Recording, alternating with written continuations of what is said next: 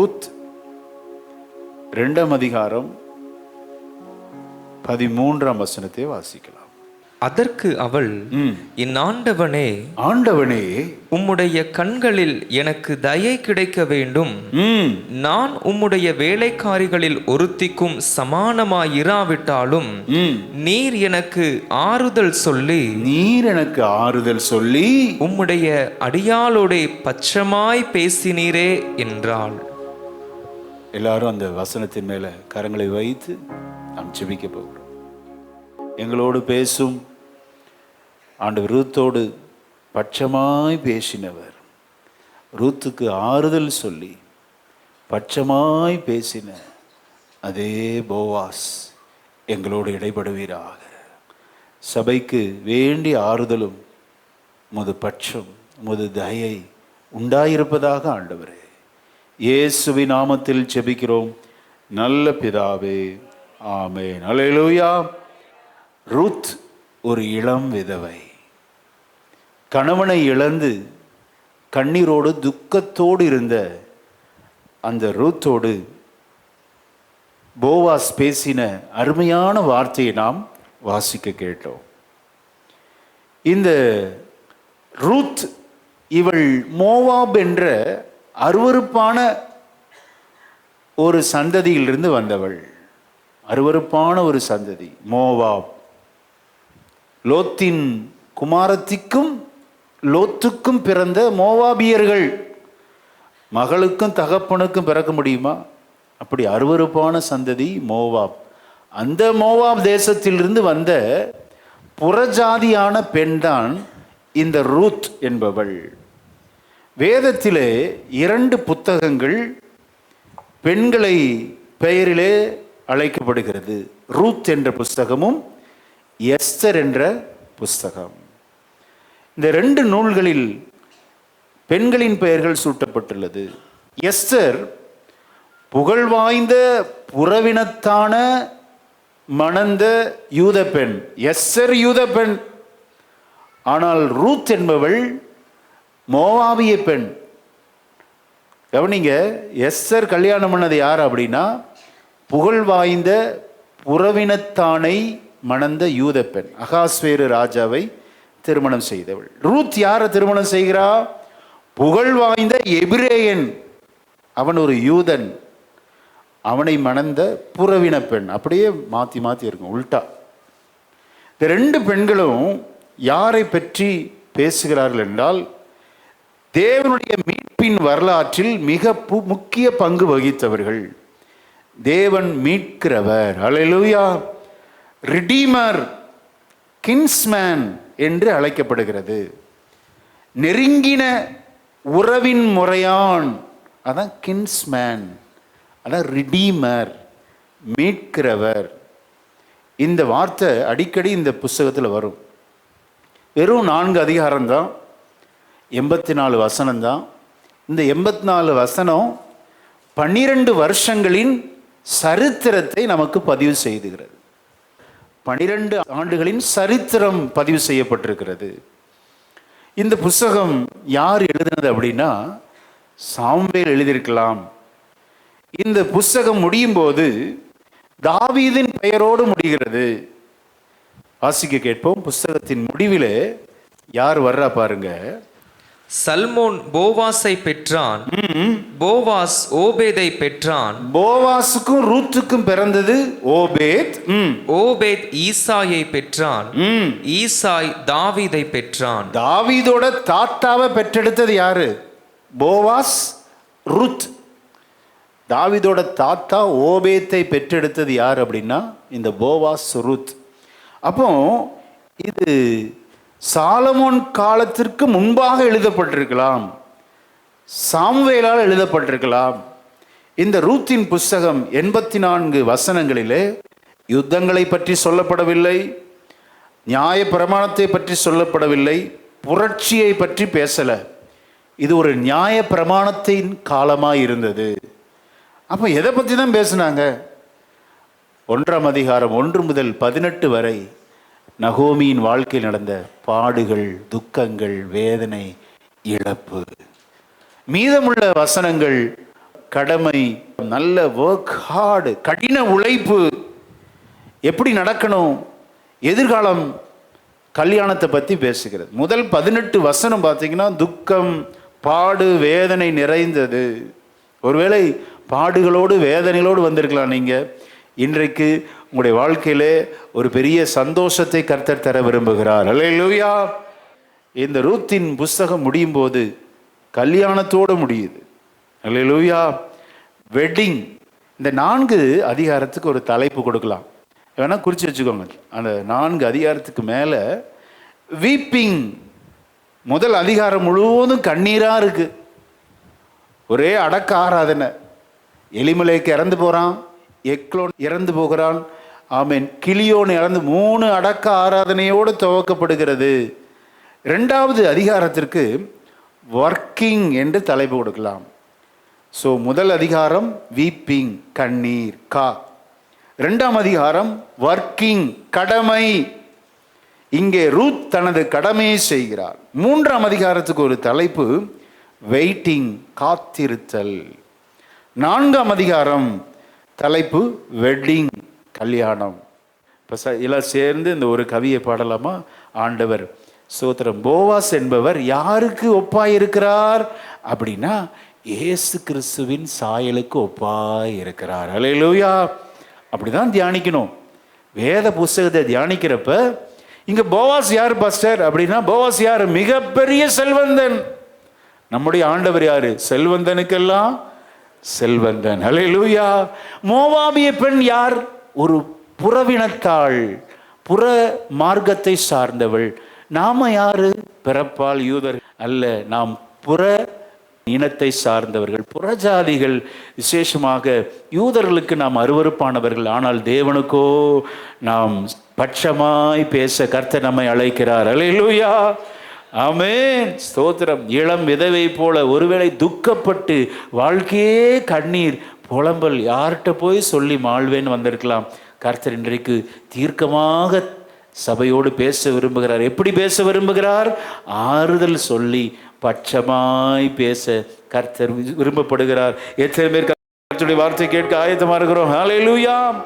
ஆண்டவர் நம்மத்தில் எழுந்தருளி இருக்கிறார். எத்தனை பேர் விசுவாசிக்கிறீங்க? கரங்களை தட்டி, ராஜாதி ராஜா, கர்த்தாதி கர்த்தர், போவாசை விட பெரியவர் நம்மத்திலே இருக்கிறார். ஹல்லேலூயா. போவாஸ் ரூத்தோடு பட்சமாய் பேசினார், ஆறுதல் சொல்லுகிறார். இந்த ரூத் வாசிக்க கேட்டோம், கூலிக்காரனுக்கும் சமமானவள் அல்ல என்று தன்னை எண்ணிக்கொள்ளுகிறாள். அதுவும் உண்மைதாங்க. வேறு தேசத்திலிருந்து வந்தால் யாரும் யூதர்கள் ஏற்றுக்கொள்ள மாட்டாங்க.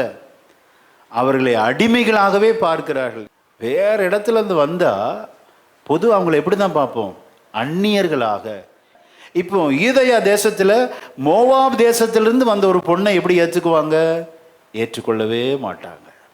ஒரு அடிமையிலும் கீழானவரை தான் பார்ப்பாங்க.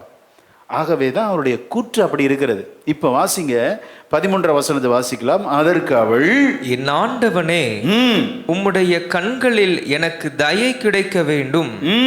நான் உம்முடைய வேலைக்காரிகளில் ஒருத்திக்கும் சமானமாய் இராவிட்டாலும் நீர் எனக்கு ஆறுதல் சொல்லி உம்முடைய அடியாளோடு பட்சமாய் பேசினீரே. வேலைக்காரிக்கும் சமானமாய் இருக்கல. உங்க களத்துல வேலை செய்யறாங்களே அந்த கூலிக்காரரிலும் நான் சமமானவர் அல்ல என்று வெகுவாய் தன்னை தாழ்த்துகிறாள். அல்லேலூயா. அப்படிப்பட்ட அடிமைக்கும் கீழிருந்த ஒரு பெண்மகள் அதே களத்தில் எஜமாட்டியாகிறாள் என்றால் கர்த்தர் எவ்வளவு அழகாக உயர்த்துகிறார். ஆமென். அல்லேலூயா. விசுவாசிக்கிறீங்களா? நீங்க வேலை பார்க்கிற இடத்துல உங்களை அடிமையை விட கீழே நினைக்கலாம். அதே இடத்துல கர்த்தர் உங்களை உயர்த்துவது அதிக நிச்சயம். விசுவாசிக்கிறீங்களா? இது நடக்கும். ரூத்தினுடைய புஸ்தகத்தில் நடந்ததே நமக்கு நடக்காம இருக்குமா? அப்படியே நம்ம லைஃப்ல எடுத்துக்கணும். நம்ம வாழ்க்கையோடு இசைந்து நம்ம தியானிக்கணும். உங்களை யாராவது அடிமையை விட படு கேவலமா நடத்துறாங்களா, பயப்படாதீங்க. அதே இடத்தில் உங்களை எஜமானாய் மாற்றுவார், எஜமாட்டியாய் கர்த்தர் மாற்றுவார். ஆமென். அப்படிப்பட்ட இவளை இந்த புஸ்தகம் முடியும் போது பார்க்கிறோம், பெரிய செல்வந்தன், பேர் பெற்ற அந்த போவாஸ் திருமணம் செய்கிறார். அப்போ இப்படிப்பட்ட உயர்வு எப்படிங்க வரும்? How it is possible? இப்படிப்பட்ட உயர்வை கர்த்தர் தருவாரா? கட்டாயம் தருவார். அதுக்கு என்ன செய்யணும்? அதுதான் இன்னைக்கு நம்ம தியானிக்க போகிறோம். அல்லேலூயா. எல்லாருக்கும் உயரணும், நல்ல புகழ் பெறணும், பதவி வேணும், அதிகாரம் வேணும். இது வேணும்னா எப்படி நடக்கணும்? அது ரொம்ப முக்கியங்க. இவள் மிக கடினமான சில முடிவுகளை எடுத்தபடினால் தான் இவள் இப்படிப்பட்ட அடிமைக்கும் கீழிருந்த அந்த இடத்திலிருந்து எஜமாட்டியாய் உயர்த்தப்பட்டாள். ஆமென். அப்போ சில விஷயத்தை நீங்க பொருட்படுத்தவே கூடாது. அதை கண்டு கொள்ளாமல் விட்டுவிட்டால் தேவ வசனத்தை கைக்கொள்ள சில உங்களை டிஸ்டர்ப் பண்ற சில காரியங்களை நீங்க பொருட்படுத்தவே கூடாது. சவுலுக்குள் இருந்த நல்ல குணம் என்ன? ஒரே ஒரு குணம் மட்டும் இருந்துச்சு. அவனுக்கு என்ன குணம்? நல்ல குணம். காது கேளாதவனை போல் இருந்தான். அல்லேலூயா. இவனா ராஜா அப்படின்னாங்க. இவனா நம்மை ரட்சிக்கிறவர் என்று இஸ்ரவேல் ஜனங்கள் சொன்னபோது வேதம் சொல்லுகிறது, அவன் காது கேளாதவனை போல் இருந்தான். என்னைக்கு அவனுக்கு காது கேட்டுச்சோ பிரச்சனை. என்ன? எப்போ காது கேட்டுச்சு? சவுல் கொன்றது 1000, தாவீது கொன்றது 10. எனக்கு 1000 தான் கொடுத்தாங்க, இந்த தாவீதுக்கு 10000 கொடுத்துட்டாங்களேன்னு கேட்டுச்சு பாருங்க. அவன் சிங்காசனம் அன்னையோடு போச்சுங்க. அல்லேலூயா. உங்களை யாராரும் விமர்சித்தார்கள் என்றால், உங்களை ஸ்தோத்திரம் கேவலப்படுத்தி அவமானப்படுத்துறாங்கன்னா கண்டுகொள்ளவே செய்யாதீங்க. அல்லேலூயா. அதை ஒரு பொருட்டாவே நினைக்காதீங்க. சில கடினமான முடிவுகளை நாம் எடுத்தே ஆக வேண்டும். அல்லேலூயா. பாஸ்டர், இந்த முடிவெடுத்தா என் சொந்த பந்தம்லாம் கோச்சுக்கும், எங்கள் அப்பா அம்மா பக்கத்திலே வரமாட்டாங்க, இப்படிலாம் நினச்சிட்டு உட்கார்ந்துருந்தீங்கன்னா உட்கார்ந்துட்டே இருக்க வேண்டியதுதான். இவள் எடுத்த கடினமான முடிவு என்ன? எதையும் பொருட்படுத்தல, கர்த்தரை மாத்திரம் இவள் நம்பினாள். இவளுக்கு போவாஸ் கிடைப்பான்னு தெரியாது, ஓபேத்தை பெற்றெடுக்க போறன்னு தெரியாது, ஓபேத்தின் மகன் ஈசாயின் தெரியாது, ஈசாயின் மகன் தாவீதுன்னு தெரியாது, தாவீதின் வம்சத்துல தான் இயேசு பிறப்பார்னு தெரியாது. அல்லேலூயா. இவள் எடுக்க போகிற முடிவு என்ன தெரியுங்களா? கணவனை இழந்து விட்டால் மாமியாரால என்ன பிரயோஜனம் அப்படின்னு ஒருபால் யூட்டர்ன் போட்டு மோவாபுக்கே போயிட்டா. இந்த வயசான மாமியாரை வச்சு என்ன பண்ணுறது?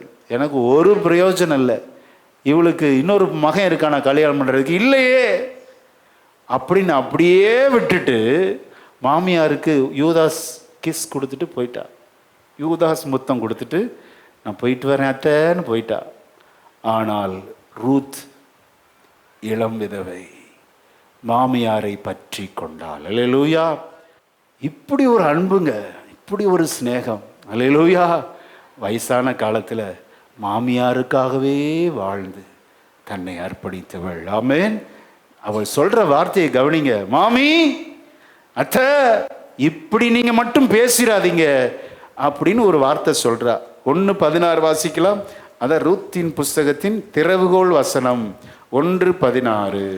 அதற்கு ரூத், நான் உம்மை பின்பற்றாமல் உம்மை விட்டு திரும்பி போவதை குறித்து என்னோட பேச வேண்டாம். என்னோட மாத்திரம் அதை பேசிடாதீங்க, திரும்பி போன்னு சொல்லிடாதீங்க. நீர் போகும் இடத்திற்கு நானும் வருவேன், நீர் தங்கும் இடத்திலே நானும் தங்குவேன். உம்முடைய ஜனம் என்னுடைய ஜனம், உம்முடைய தேவன் என்னுடைய தேவன். அல்லேலூயா. 7 வகை தீர்மானத்தை அடுக்கடுக்க வைக்கிறார் ரூத். இந்த தீர்மானம் பண்ண முடியுமா? நீங்க என்னைக்கு உங்க ஜனத்தை விட்டுருக்கிறீங்க? எங்க உங்க தாய் தகப்பனை விட்டுருக்கிறீங்க? ஆண்டவருக்காக உறவுகள், சொந்த ஜனம், சொந்த வீடு எல்லாவற்றையும் விட்டா பாருங்க. 7 வகையான தீர்மானம். நம்மால் விட முடியுமா? கண்டிப்பாக நான் சொல்கிறேன், கேரண்டியாக சொல்கிறேன். உங்கள் அடிமைத்தனத்திலிருந்து உங்களை ஆண்டவர் உயர்த்துவது அதிக நிச்சயம். ஆமென். எல்லாம் தூக்கி எறிந்தால், மாமியாரை நம்பி, மாமியாரை மாத்திரம் இல்லை, மாமியார் வணங்குகிற தேவன், ஹல்லேலூயா, உம்முடைய தேவன் என்னுடைய தேவன், அதுதாங்க உடும்பு பிடி. கிரேட்டஸ்ட் வெப்பன், நம்முடைய பெரிய ஆயுதம் என்ன அப்படின்னா கர்த்தரை நாம் நம்பி இருப்பது. ஹல்லேலூயா. அதுக்காக எல்லாரும் தூக்கி எரிஞ்சிருங்கன்னு சொல்லலை. எல்லா உறவுகள் வேணும், எல்லா உறவுகள் நமக்கு வேணும், மதிக்கணும். ஆனால் இருதயத்தின் ஆழத்தில் கர்த்தரையே நாம் சார்ந்திருக்க வேணும். ஹல்லேலூயா. அதுதாங்க சீக்ரெட் ஆஃப் பிளெஸ்ஸிங். இவள் பாருங்க, எடுத்த முடிவை யாருக்கு தெரிஞ்சிருச்சு? போவாஸுக்கு தெரிஞ்சிருச்சு. இவ உள்ள வர்றா, மோவாப் என்ற அருவருப்பான தேசத்தை விட்டு பெத்லெகேம் என்ற ஊருக்குள் கடந்து வருகிறாள். அத்தை கூடவே வர்றா. பெத்லெகேம் என்றால் என்ன அர்த்தம்? அப்பத்தின் வீடு. மோவாப் அருவருப்பின் தேசம். என்னைக்கு இந்த பெத்லெகேம் அப்பத்தின் வீட்டை விட்டு போறாங்களோ எல்லாருக்கும் பெருத்த அடிங்க. அப்பத்தின் வீட்டாகிய பெத்லெகேமை நோக்கி வந்துடணும். சபைக்கு கூடி வருதலை விட்டு விடாதிருங்கள். சபைக்கு நேரம் வந்துடணும். இங்கேதான் அப்பம், ஜீவ அப்பம் நானே அப்படிங்கிறார் பார். இவள் உள்ள வருகிறாள். இவள் உள்ள வரும்போது போவாஸ் எல்லாம் கேள்விப்படுகிறாள். இவளை குறித்த எல்லாம் கேள்விப்படுகிறாங்க. என்ன கேள்விப்பட்டார்? 2 அதிகாரம் வாசிக்கலாம். 11ஆம் வசனத்தை வாசிங்க. அதற்கு போவாஸ் பிரதியுத்தரமாக, உன் புருஷன் மரணமடைந்த பின்பு நீ உன் மாமியாருக்காக செய்ததும்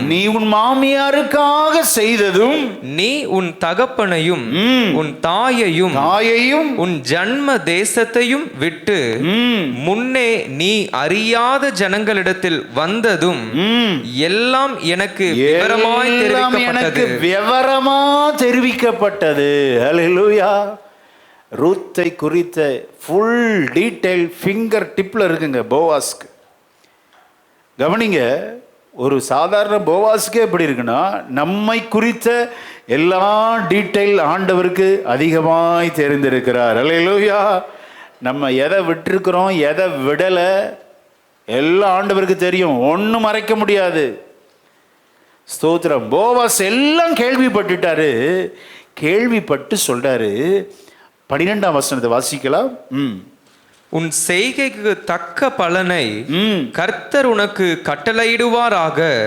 இஸ்ரவேலின் தேவனாகிய கர்த்தருடைய செட்டைகளின் கீழ் அடைக்கலமாய் வந்த உனக்கு அவராலே நிறைவான பலன் கிடைப்பதாக என்றான். அல்லேலூயா.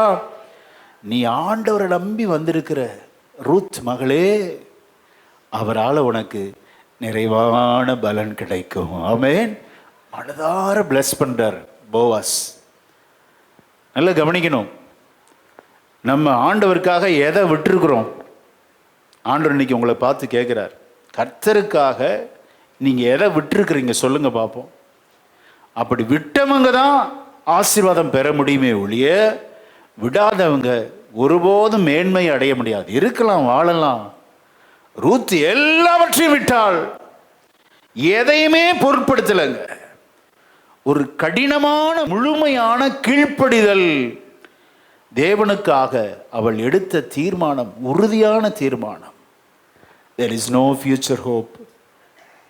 எப்படி இருக்கும் யோசித்து பாருங்க. இந்த சமுதாயம் நம்ம அங்கீகரிக்குமா? ஒரு இளம் விதவைய சமுதாயம் எப்படி பார்க்கும்? வேற கோலத்திலெல்லாம் பார்க்க ஆரம்பிச்சிடும். ஆனால் அது எதையுமே பொருட்படுத்தலை. அத்தையின் தேவனை நம்பி அவள் கடந்து வருகிறாள். கடந்து வரும்போது ஆண்டவர் தற்செயலாய் போவாஸ் நிலத்திற்கு தேவன் நம்மை நடத்துகிறவர். விசுவாசிக்கிறீங்களா? கடினமான முடிவுகளை எடுக்கும்போது, தேவனுக்காக நான் ஆண்டவருக்காக வாழ்வேன் என்ற கடின முடிவு நமக்கு எதை கொண்டு வரும் அப்படின்னா பெரிய பிளெஸ்ஸிங்கை கொண்டு வரும். மட்டுமல்ல, நம்ம சோம்பேறியா இருக்கக்கூடாது. இவர் நினச்சிருக்கலாம், ஆண்டவருக்காக நான் தைரியமாக முடிவெடுத்து வந்துட்டேன், இனி ஆண்டவர் தான் எனக்கு கிரியை செய்யணும் அப்படின்னு வீட்டில் முடங்கி இருந்தாலா? இல்லைங்க. இன்னைக்கு ஆண்டவர் சிலரோடு பேசுகிறார், வீட்டில் முடங்கி இருக்காதீங்க, தைரியமாய் துணிந்து துணிச்சலாக சில முடிவுகளை நீங்கள் எடுக்க வேண்டும். அல்லேலூயா, ஆமென். இவ என்ன முடிவு எடுக்கிறா? வாசிங்க, 2ஆம் வசனத்தை வாசிக்கலாம். 2:2. மோவாபிய ஸ்திரியான ரூத் என்பவள் நகோமியை பார்த்து நான் வயல்வெளிக்கு போய் யாருடைய கண்களில் எனக்கு தயை கிடைக்குமோ அவர் பிறகே கதிர்களை பொறுக்கிக் கொண்டு வருகிறேன் என்றாள். அதற்கு இவள், என் மகளே போ என்றாள். முயற்சி எடுக்க சொல்லார் சிலரை. இவ வீட்டிலே முடங்கி இல்லைங்க, ஒரு இளம் விதவைதான். சமுதாயம் பலது பேசும், விமர்சன உதடுகள் வரும், அவமானப்படுத்துவாங்க, ஏளனம் பண்ணுவாங்க, பரியாசம் பண்ணுவாங்க. ஆனா வீட்டில் முடங்கி இருக்கல. இன்னைக்கு ஆண்டவர் தீர்க்கமாக பேச விரும்புகிறார். சோம்பேறியை ஒருபோதும் கர்த்தர் ஆசீர்வதிக்கவே மாட்டார். அல்லேலூயா. அவள் முயற்சி எடுக்கிறா பாருங்க. என்ன முயற்சி? அது அறுவடை நாட்கள். அறுவடை நாட்கள் ஆகும்போது கதிர்களை அவர்கள் கொய்து அறுவடையிலே சேர்ப்பார்கள். அப்பொழுது கதிர்கள் எங்கெல்லாம் சிந்துகிறதோ அந்த சிந்துறத கலெக்ட் பண்ணக்கூடாது ஓனர். அந்த கதிரில் இருக்கிற அந்த நெல்மணியை தான் அவங்க அடித்து அதை மணியாக்கி அவர்கள் விற்பனைக்கு கொண்டு வர வேண்டும். ஆக அறுவடை செய்யும்போது சிந்தும் பாருங்க கீழே, அதை யாரும் எடுக்கக்கூடாது, அதை அப்படியே விட்டுறணும். யாருக்கு அப்படின்னா ஏழைகள், திக்கற்றவர்கள், அவர்களை போஷிக்க கர்த்தர் அப்படி ஒரு பிரமாணத்தை வச்சாருங்க. இந்த பிரமாணத்தை இவள் அத்தையின் தேவனிடத்திலிருந்து கற்றுக்கொண்டாள். சும்மா இவ போகல, பிரமாணத்தின்படி தான் இறங்கி போறா.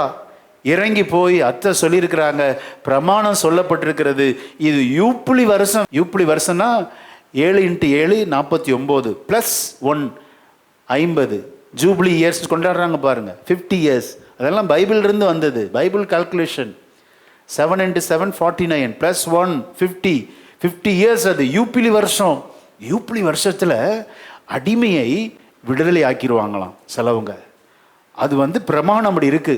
சிலர் அடிமையா இருந்தா அடிமையாகவே வச்சுட்டு இருக்க கூடாது. இந்த புறாவை கூண்டுல இருந்து பறிச்சு அது பறக்க விடுறாங்க பாருங்க. அப்படி அடிமையானவனை, வீட்டில் அநேக வருஷமா அடிமையானவனை அவர்கள் அப்படியே மகனாக மகளாக ஏற்றுக்கொள்ளலாம், அல்லது ஸ்தோத்திரம் அவர்களை அப்படியே வெளியே அனுப்பி விட்டுறலாம். இதெல்லாம் பிரமாணம் இருக்கிறது.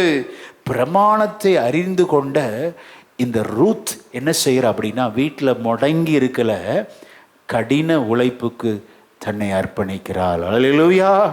நான் இறங்கி போகிறேன், நான் போய் ஒரு பிஸ்னஸ் பண்ண போகிறேன். ஸ்தோத்திரம். என்ன பிஸ்னஸ்? ஸ்தோத்திரம். அப்படி புது ப்ராஜெக்ட் எடுத்து பண்ணுங்க, கர்த்தர் உங்கள் ப்ராஜெக்டில் நேர்வழியாய் உங்களை நடத்துவார். விசுவாசிக்கிறீங்களா?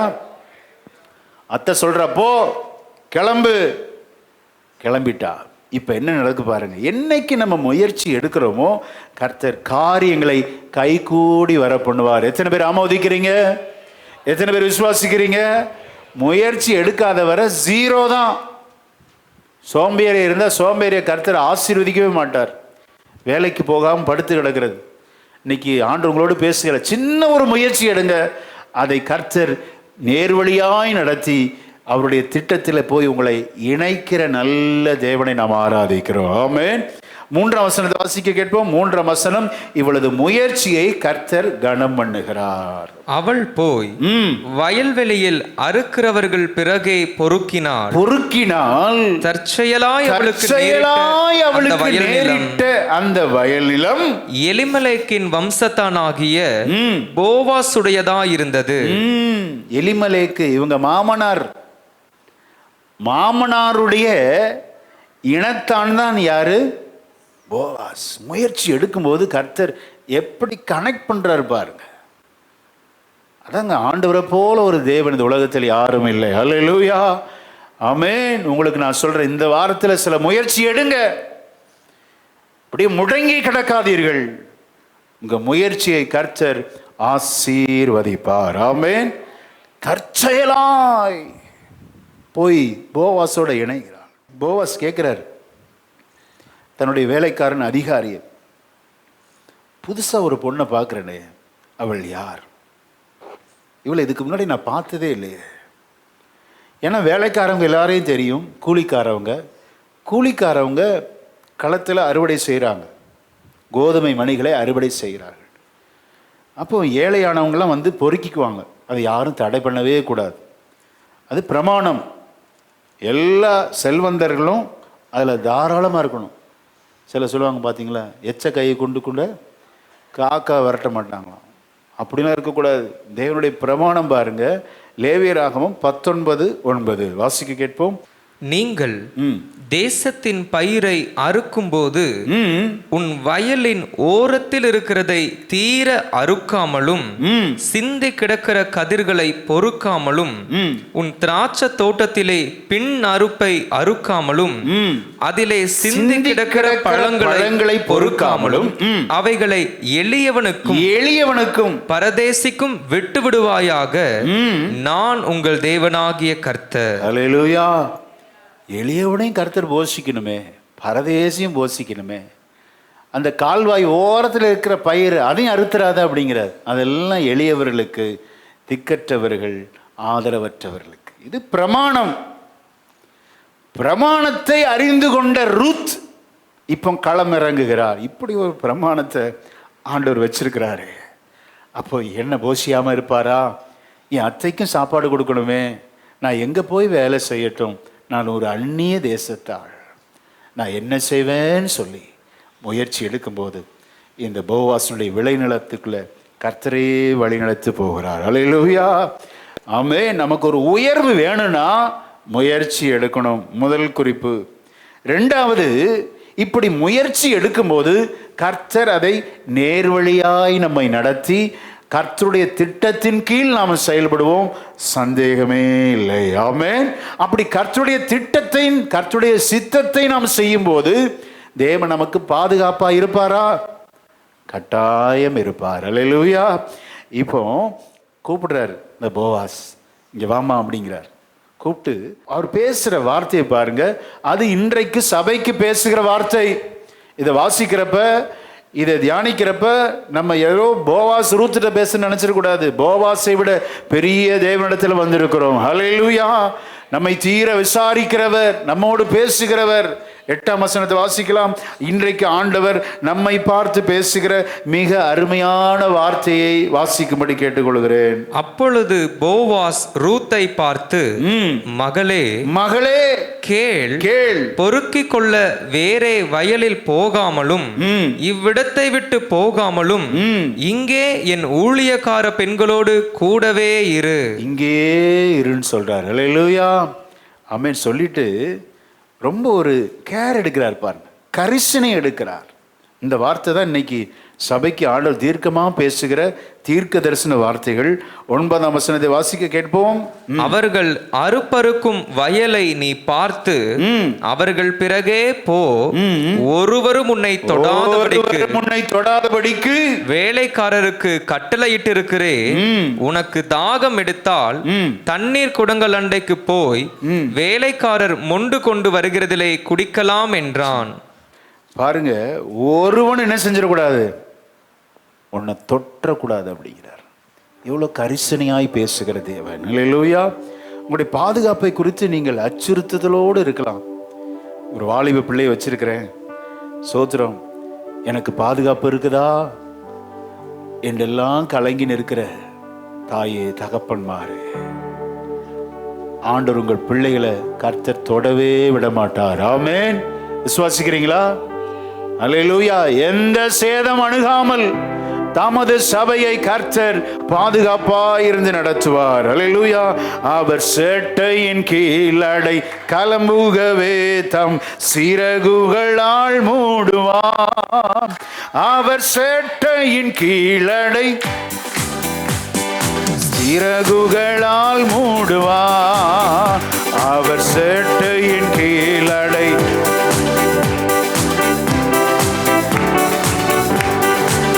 கரங்களை தட்டி கலம்புகவே தம் ஆயிரம் 10000 பேர்கள் உன் பக்கம். ஆமென். அது ஒரு காலத்தும் உன்னை அணுகிடாதே. கர்த்தர் உனக்கு பாதுகாப்பாய் இருப்பார். உன்னுடைய சிறு பிள்ளைகளுக்கு, பெண் பிள்ளைகளுக்கு கர்த்தரே பாதுகாப்பு. நீ பயப்படாதே. ஆமென். அவர் சேட்டையின் கீழ் சிறகுகளால் மூடுவார்.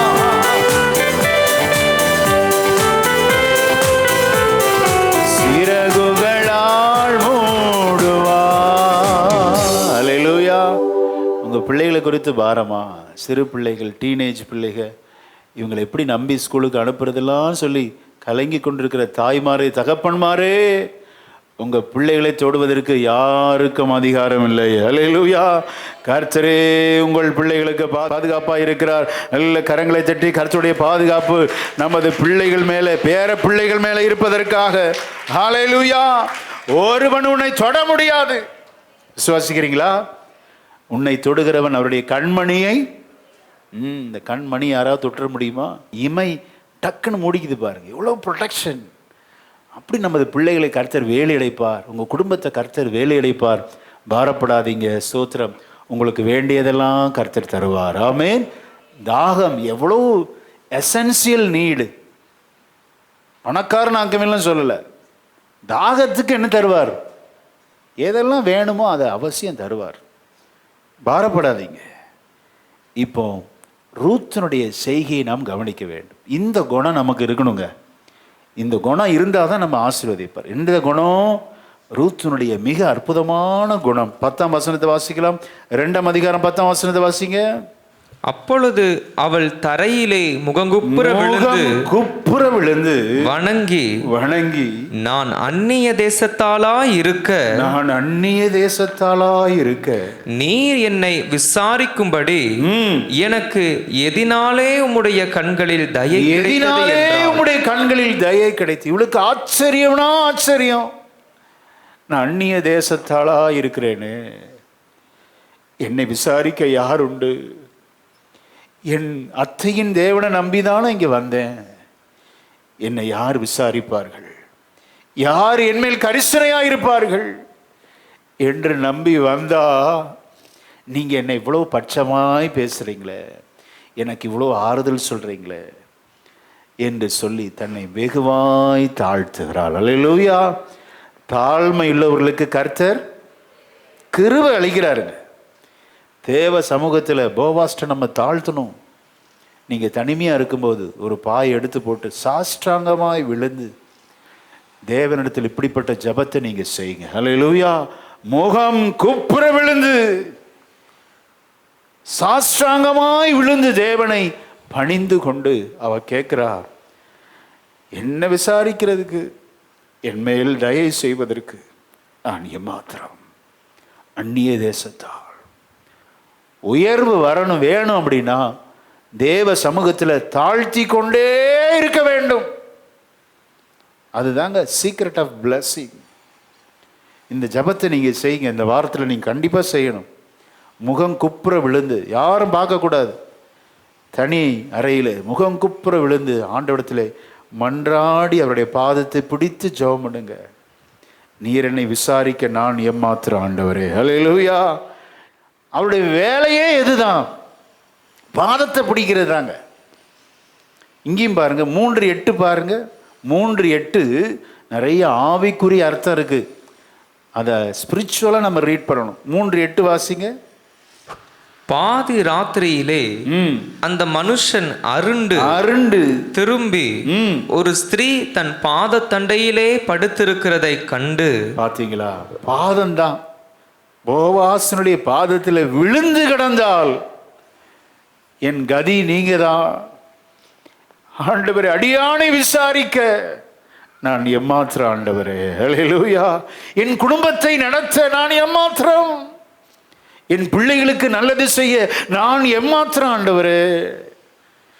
தேவனுடைய காலை பிடிச்சிட்டிங்கன்னா மனுஷர் காலை நீங்கள் பிடிக்க கர்த்தர் விடவே மாட்டார். அல்லேலூயா. இதை செய்யாததுனால தான் ஒவ்வொருத்தங்களையா போய் நம்ம கெஞ்சி கூத்தாடுகிறோம்.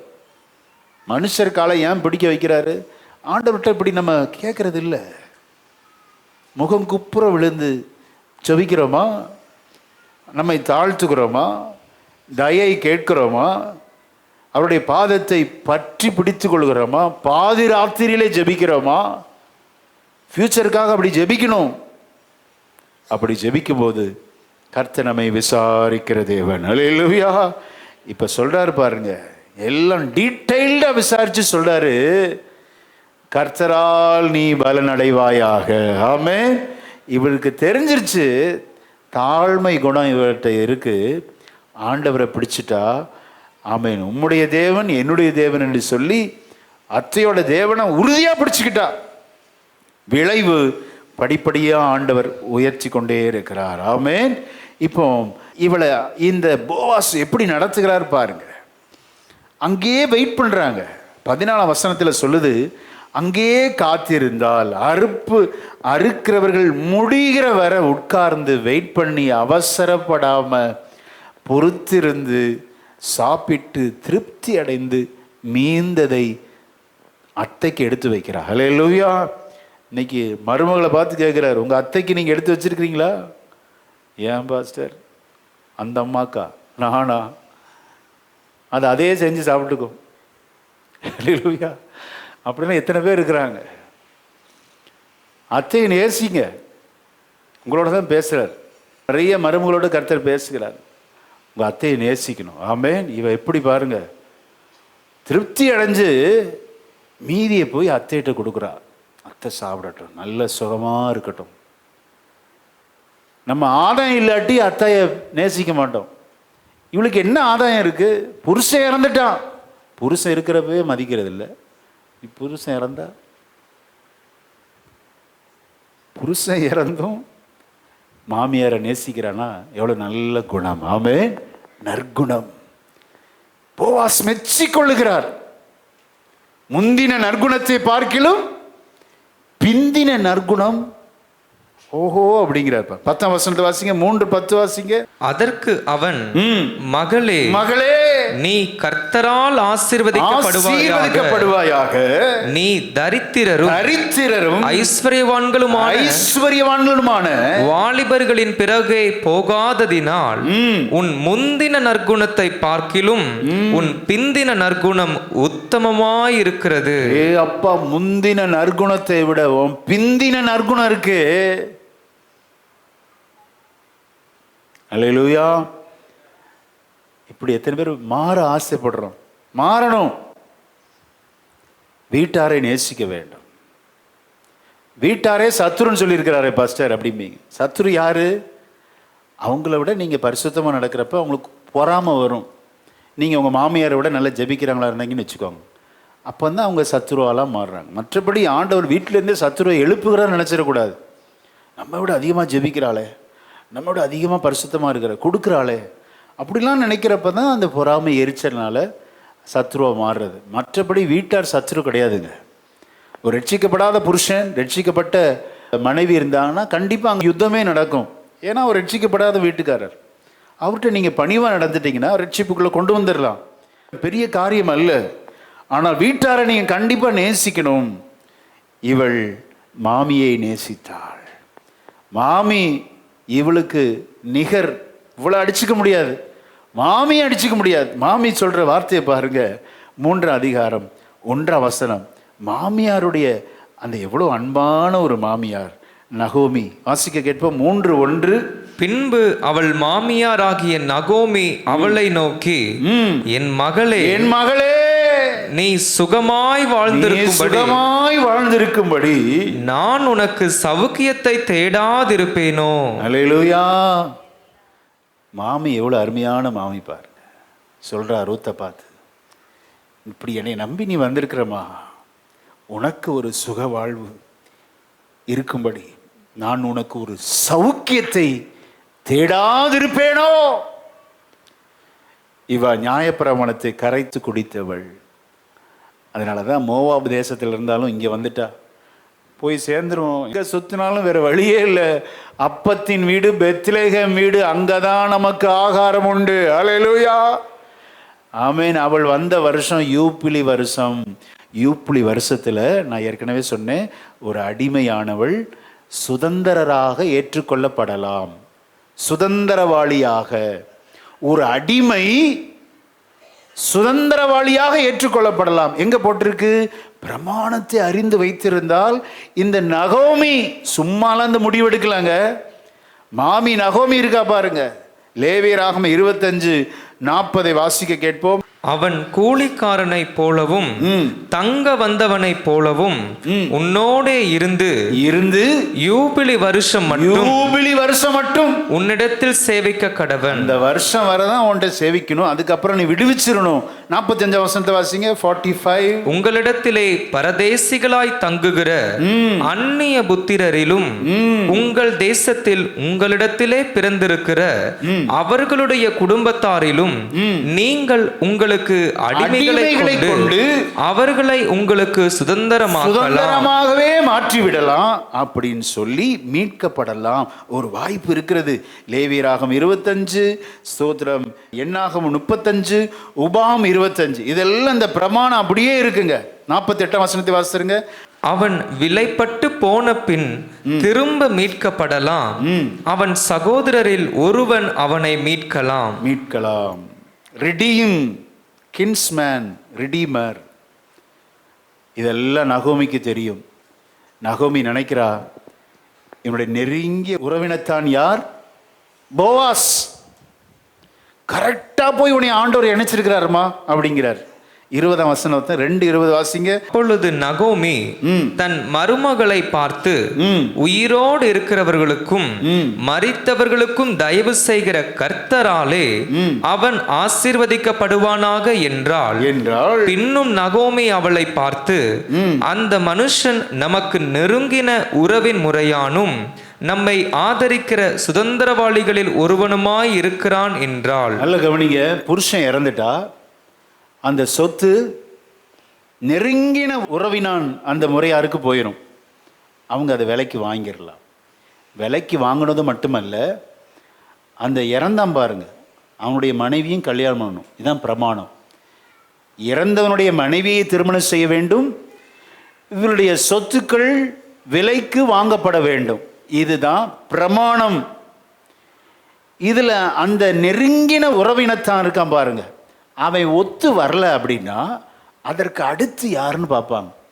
அவங்க தான் இந்த முடிவு எடுக்கணும். இதுதான் பிரமாணம். இப்போ நெருங்கின உறவினான் போவாஸ் அப்படிங்கிறோம்.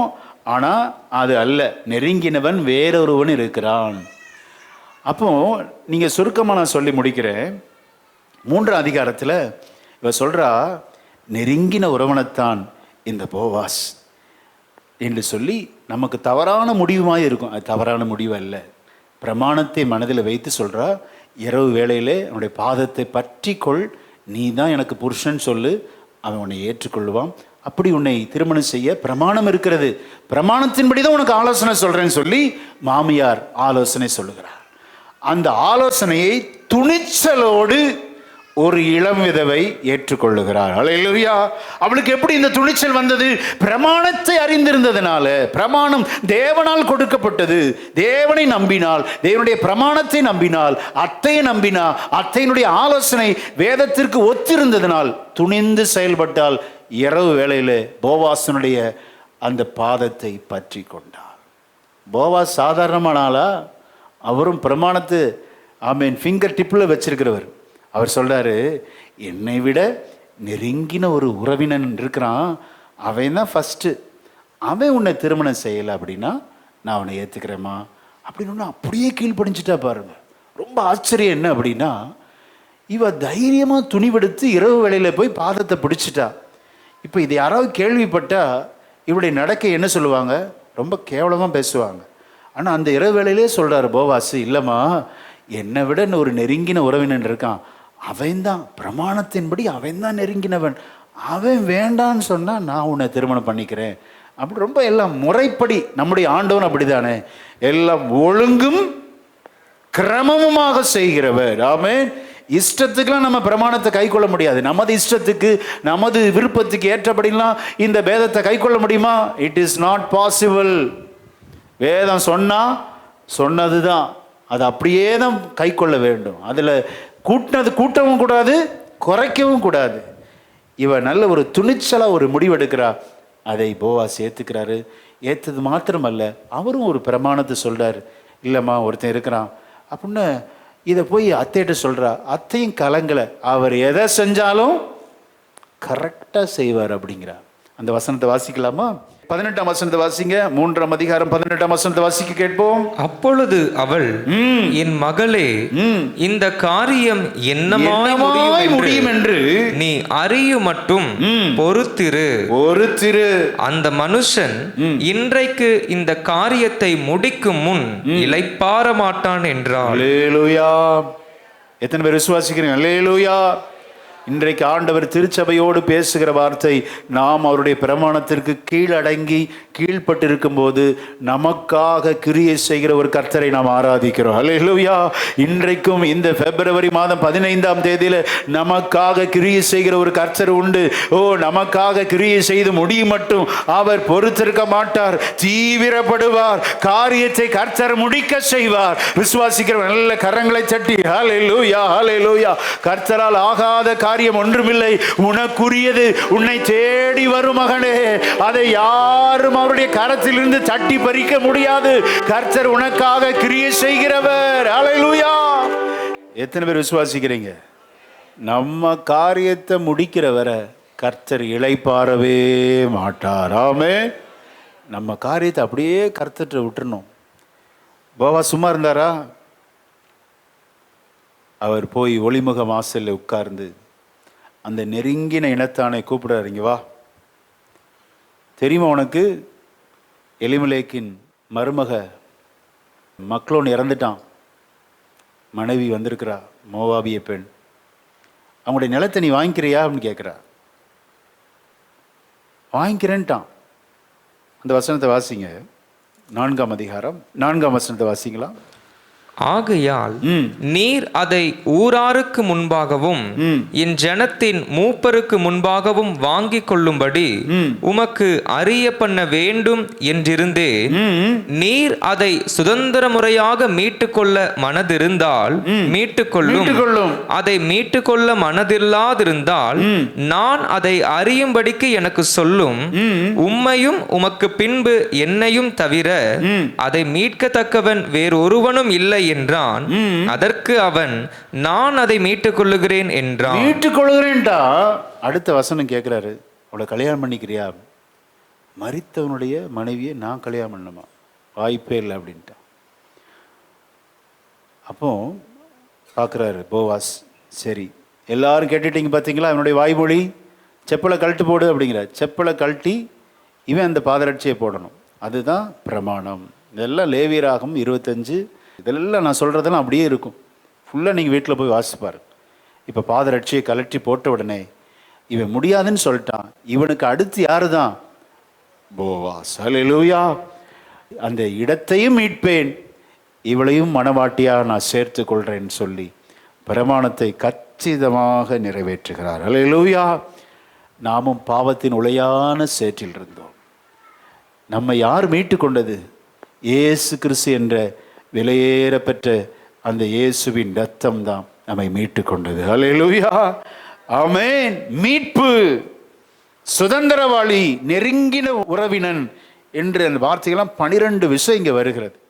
நமது மீட்பர் உளையான சேற்றிலிருந்து தேவன் நம்மை தூக்கி எடுத்தார். ஆமென். பாவத்தின் உளையான சேற்றில் நம்ம செஞ்ச அக்கிரமத்தெல்லாம் சொன்னால் யாராவது பக்கத்தில் வருவாங்களா? ஓடியே போயிடுவாங்க. அவ்வளோ அருவருப்புகள் நம்மிடத்தில் பாவங்கள் இருந்தது. எல்லாவற்றையும் பொருட்படுத்தாமல் கல்வாரி சிலுவையிலே அவர் சிந்தின இரத்தத்தினால் நமக்கு விலையேற பெற்ற மீட்பை கொடுத்து நம்மை மணவாட்டி சபையாக கர்த்தர் சேர்த்து கொண்டார். அல்லேலூயா. ஆமென். எத்தனையோ ரோல் இருக்குங்க. ஆனால் உலகத்திலே உன்னதமான ரோல் எது அப்படின்னா கணவன் மனைவி. அந்த ரோல் தான் சிறந்த ரோல்.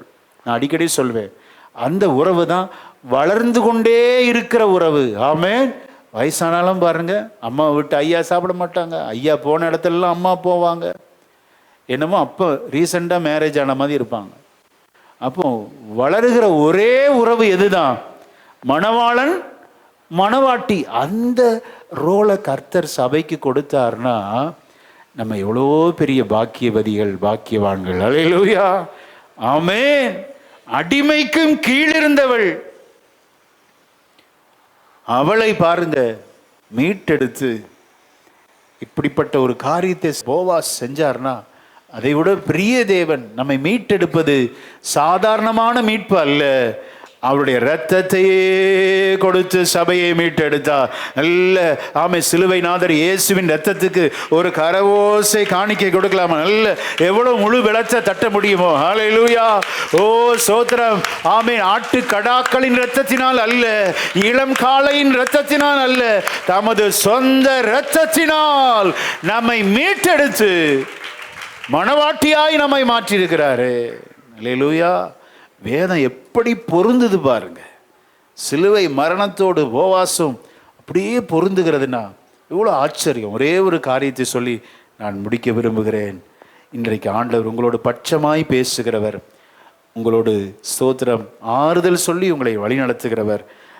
ஆண்டவர் வேலைக்காரங்களுக்கு சொல்றார், ஒரு வார்த்தை சொல்றார், அதை வாசிக்க கேட்போம். 2ஆம் அதிகாரம் 16ஆம் வசனத்தை வாசிக்கலாம். அவள் பொறுக்கிக் கொள்ளும்படிக்கு அவளுக்காக அரிகளிலே சிலதை சிந்த விடுங்கள், அவளை அதட்டாதிருங்கள் என்று கட்டளையிட்டான். அல்லேலூயா. நம்ம எவ்வளவு ஆறுதல் சொல்லி நம்மை நடத்துகிறவர். நமக்காக சில ஆசீர்வாதங்களை கர்த்தர் வைத்திருக்கிறார். விசுவாசிக்கிறீங்களா? சிலருக்கு கட்டளையிடுவாருங்க, நான் விசுவாசிக்கிறேன், தீர்க்க தரிசனமா நம்புறேன்.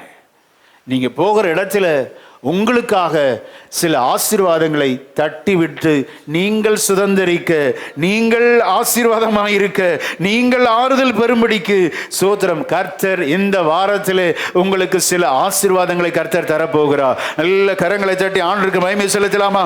உங்களை யாரும் அதட்ட விட மாட்டார். உங்கள் மேலே கர்த்தர் கரிசனையாக இருக்கிறார். கண்மணி போல் உங்களை காற்றருளுகிறவர்.